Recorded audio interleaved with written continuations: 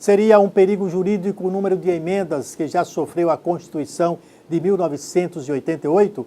A resposta você confere na continuação da entrevista com o desembargador aposentado Netônio Bezerra. A Constituição Federal já recebeu inúmeras emendas. Para uma lei maior no país, isso não significaria um perigo jurídico? Na realidade, quando é comparado, uma vez disse, e ele fez até um artigo interessante, denominado Requiem para uma Constituição. Ele dizia,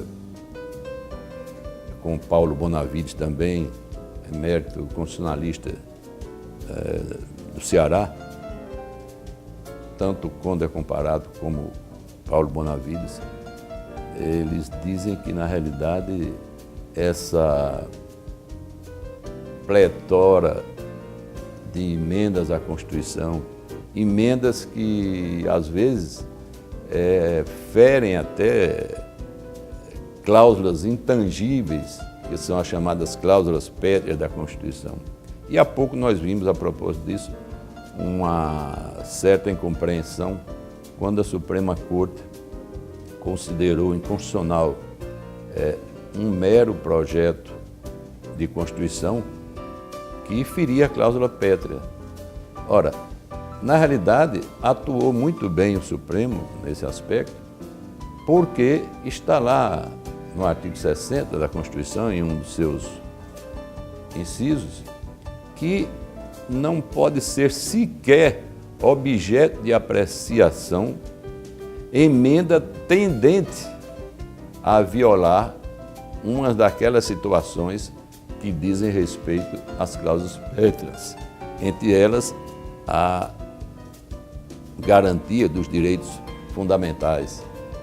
Então, é imprescindível mesmo que haja esse controle. É para isso que existe a Suprema Corte brasileira, o Supremo Tribunal Federal. É essencialmente para isso. Não é uma corte exclusivamente constitucional, como é a americana, mas tem essa função precípua e é a função mais relevante, onde são levados em consideração não apenas aspectos de ordem jurídica, mas de ordem política, não político-partidário, mas política no sentido de organização de uma sociedade, previstos na própria Constituição. Uma reforma política ajudaria a consolidar avanços na Constituição? Eu entendo que nós carecemos, e não é de agora, de uma reforma política. A grande dificuldade, que eu acho, é em que termos seria essa reforma política. E uma dificuldade maior. Se a própria Constituição, que é a lei maior deste país, ela vem sendo aviltada, eu tenho dúvidas até quando uma reforma política formalmente ideal poderia, com a influência dos fatores reais de poder, atuar como se espera.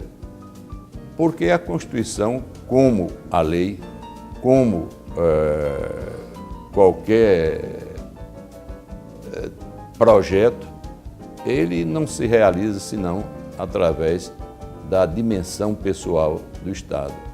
E a dimensão pessoal do Estado, como o nome está dizendo, são as pessoas.